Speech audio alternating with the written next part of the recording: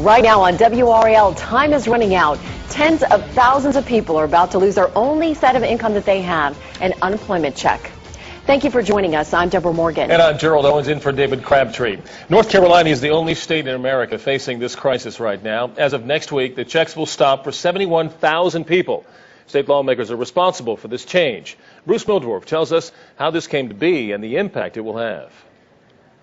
So these are my degrees. Years of hard work hang on the wall. Bachelor's in math education, master's in math education, a PhD in math and statistics. This one is for a master's in French literature. Yet, even with all these degrees, Lee Creighton has found himself out of work or underemployed for the past 4 years. Of course, I can't eat any of these, so you see how much good they're doing. Creighton's only source of income since October has been a weekly unemployment check. He's cut back on food. His savings is nearly depleted. Retirement's next, which is tough.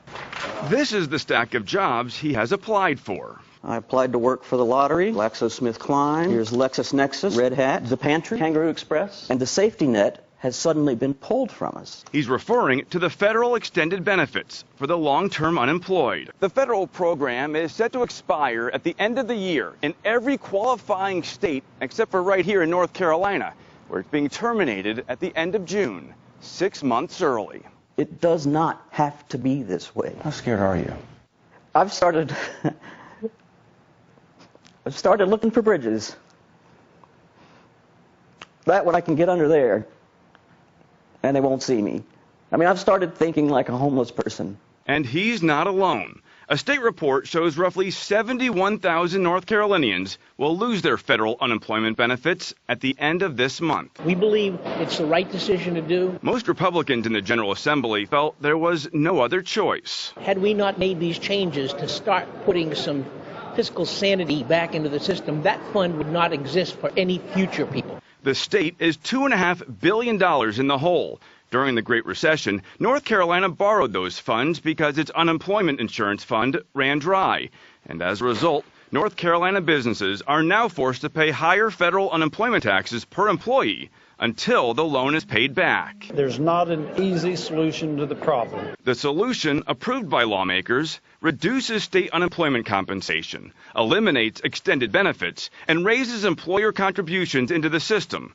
Under this plan, the debt owed will be paid off in 2016, 3 years early. Had we not done this plan, the burden that would have been put on the businesses would have caused additional layoffs. State Senator Bob Rucho says the decision was based on the greater good. That will reduce taxes for businesses in the long term because we'll have the monkey off our back. The trade-off is to think about the immediate impact. An economist at Duke's Fuqua School of Business, Aaron Chatterjee, is worried about the $20 million a week in consumer spending that will suddenly disappear because it will no longer be flowing into the hands of the long-term unemployed. Given that we still have the fifth highest unemployment rate in the country as a state, it's not clear whether this was the best time to make this kind of decision. Well, with the unemployment rate being so high in North Carolina, it's actually harder than normal to find a job. So our focus and our intention is to get folks back to work. As Secretary of Commerce, Sharon Decker is the state's top job recruiter. We also know that more jobs have to be created. It's a real challenge. I'm not suggesting that this is an easy situation or the best of circumstances, but it is the reality we're dealing with today. In the meantime, she recommends job seekers learn new skills. And it's going to drive them to your website. Patricia White is doing just that.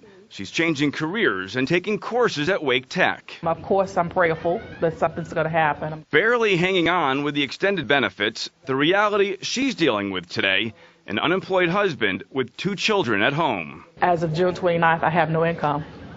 I still have all my bills, house note, car payments, insurance, utilities, to eat. I don't know how I'm going to make it. We're not trying to live off of the government. We're trying to help the government. I want to pay taxes. Playing a classic, Lee Creighton is feeling the blues. He's in search of the words that will truly be music to his ears. You're hired. Yeah. Simple answer. To help accelerate the payback to the federal government, a new state law effective July 1st reduces the maximum duration of state unemployment benefits from 26 weeks to 20 weeks. The weekly maximum compensation is reduced from $535 to $350. Gerald, those changes only impact new recipients. Certainly some anxious moments for a lot of people. Bruce, thanks.